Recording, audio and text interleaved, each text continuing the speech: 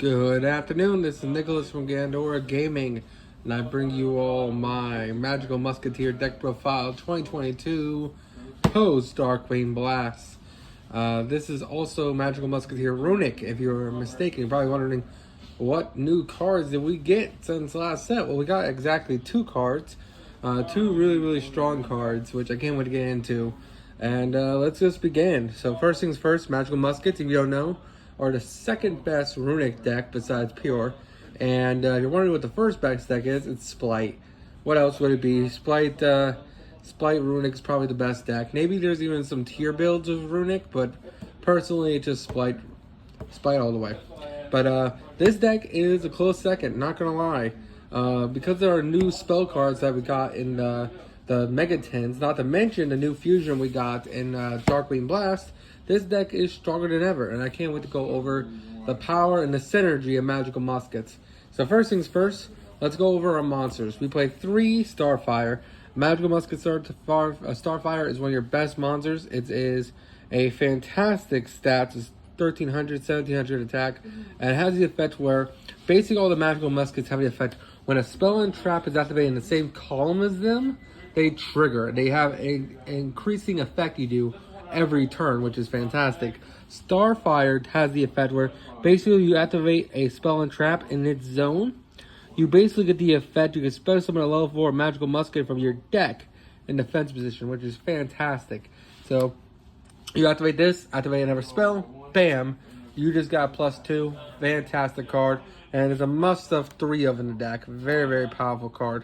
Our next 3 of, and our last 3 of when it comes to the monsters, is 3 Caspar. Caspar is an amazing monster, and basically he has the effect when a spell trap is activated in his zone, he adds a spell and trap directly from the deck to hand, which is fantastic. A really powerful monster. Not to mention, 2000 defense is pretty good. Just the fact that he says Rhoda, and this is also Rhoda, so you go normal summon you, activate a spell, effect special summon him, activate a spell, can effect activate another spell. Just really cool control deck. Likes to go second because again, you want to activate cards in our opponent's column, and max is really stupid. So now let's go over our other monsters, which we have 2 more. We have 1 Doc and we have 1 Magical Musket Calamity. Doc's pretty cool and so is Calamity. They both have really cool, interesting effects. Basically, their effects are when a spell trap is activated in the same column as them. Doc allows you to add a Magical Musket card from your graveyard hand, which is fantastic, so it's recursion from grave. And then Calamity has the effect, if a spell trap is activated in its zone, to target 1 Magical Musket in your graveyard, special summon it. So this special summons Magical Muskets from grave, then Doc adds anything from grave, which is a really fantastic effect. And that is it for our monsters, and they're really great. I love them to death, and let's just keep going. Next things next, we have 3 Link into the Brains. This is our new card that we just got out of the Mega 10s, and this card's actually really sick. So not only does it allow us to perform an additional normal summon, so basically what it does is that when you activate this card, you immediately special summon a monster from our hand. Its effects are negated, and then you immediately link summon into a Link 1 monster, which is really powerful. So this is a free way to summon out a really powerful max from the extra deck, and your opponent can't negate this summon, and it can't respond to that monster's summon, which is fantastic, meaning they can't negate the Link monster, which is fantastic. So if your opponent has an established board, you go Link into the Reigns, special summon out a Magical Musket immediately links into Max triggers, they can't respond to it. Really great effect, and overall just fantastic, allowing you to get a whole bunch of advantage off 1 card, which, well, technically 2 because you have to use a monster for it, but you understand what I'm saying. Really powerful card, and helps you play through boards fantastically well. Plus it's like a +6 because it allows you to have max, and if your opponent has a whole bunch of spells, you get a whole bunch of monsters, and if they have a whole bunch of monsters, you get a whole bunch of spells, which will help you break the board, which is fantastic. Next, we play 1 Runic Fountain. We did shave Fountain down to 1. I don't remember in the last list it was at 3 or 2. But I believe it was at, I think it was 2 last time we checked. Now it's just at 1. Really great card. It's the center of all the Runic cards. Basically what it does is then you draw cards up to the number of Runic cards you activate it at a turn, and then you shuffle them back into the deck up to 3. So basically, you activate Runic, Runic, then you shuffle them back during the end phase, and then you draw 3, which is pretty solid. Really great effect. Well, it's not during the end phase; it's during the end of the activation. So it basically is a draw 3 engine, which is fantastic. Not to mention, all the Runic cards are not only interruptions, but they also protect you, and they're also play extenders. We played 3 Runic Tip, because Tip is just any copy of any Runic card. When this card is activated, you get to add a Runic spell or trap directly from your deck to hand, and then your opponent banishes the top card of the deck to grave, which is a fantastic effect. All the Runic spells and traps have the effect where they just banish your opponent's deck, and when they're playing really good 1-card extenders, like 1-card engine pieces, the fact that you're just banishing the top cards in the deck means you can hit one of those pieces and their engine's dead. For example, in Branded, if you banish a Luber Dubers, or not a Luber Dubers, if you banish Fallen of Albaz, well, Branded Fusion's dead now because they usually only play like 1 or 2 of him. So that's a pretty powerful effect, and Runic Tip is just the tip of the iceberg. Next, we talk about Runic Freezing Chains. This card is also amazing 3 of. Basically, it's our negate from hand, which I forgot to mention this. Our field spell allows us to activate quick effects from our hand, which is fantastic. And all the magical musketeers also allow us to use our spells and traps from hand, which is also fantastic. So all our cards are in the hand, so I have really unassuming boards that just like activate 12 things, which is fantastic. Runic, what's it called? Curses is also great because not only can it just negate something, but it banishes the top 3 of your opponent's deck as well. And of course, all the Runics have the effect where they have the alternative option to then spell summon a level 4 or lower. Well, this spell summon a Runic monster from the extra deck. That's what they all have as their spell effects, which is actually pretty sick. So you either get the first effect, which you either negate, pop, destroy, whatever, or you get the second effect where you just spell summon a fusion from the extra deck, but it has to go in the extra monster zone, which is important. Next, we play 3 Flashing Fire. It's basically our destruction cards. Are basically just says, hey, target card on the field, destroy it. It's our Mystic Mine out. It's our everything out. This is a really great card, and of course, like I said, all these spells, including Tip, have the effect where you can just activate a spell summon out of fusion. Now, are we using that with Tip? No, but we could be using that with Flashing Fire. We also do play 2 Destruction as our final Runic spell. Runic's Destruction is really good just because it just destroys the spell and trap on field, which is fantastic against like field spell decks or just decks that have continuous traps. But other than that, it's just a 2-of. Really good card, but not the greatest card. For our other spell and trap removal, we are also playing 2 Cosmic Cyclone. Just because sometimes you just want to banish the card, and Cosmic is just a great way of doing that. Not to mention, it is a quick play spell that if we activate in the zone of any of these guys, will trigger them, allowing us to get more advantage every turn, which is fantastic. For our 1-ofs, we do, actually no, let's talk about our 3-ofs. We'll play 3 Dark Ruler No More because we can go second very easy in this deck. We kind of want to because of Max. So Dark Ruler No More just says, hey, let's turn off our opponent's field and just go off. Not to mention, when we have a, what's it called, one of our monsters on the field, and we just activate Dark Ruler No More into its zone, we'll then trigger and keep going.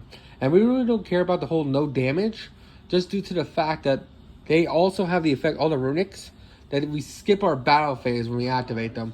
So they're really powerful cards, but we don't get the battle phase that turn.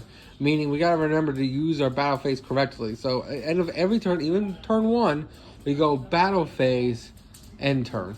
Actually, I don't know if you can go battle phase, end turn on turn 1. I don't think you can.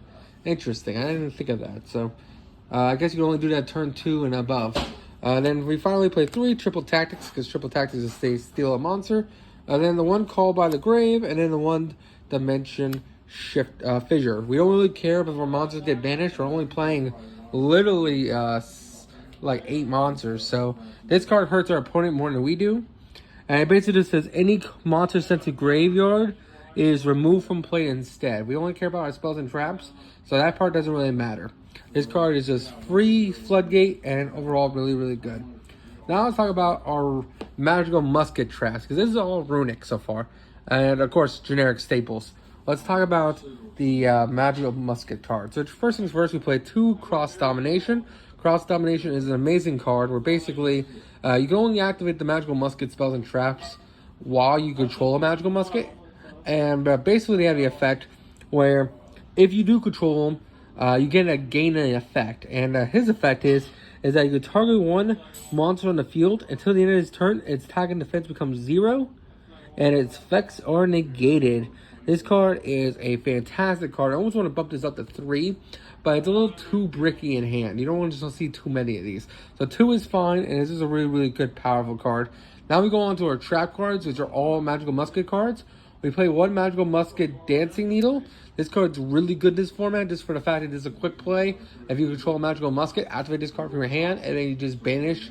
I believe it's up to 3 cards in your opponent's grave, which is fantastic. Against a deck like Tier Elements that trigger in the grave, they activate their effects to trigger. You go Magical Dancing Needle, banish them.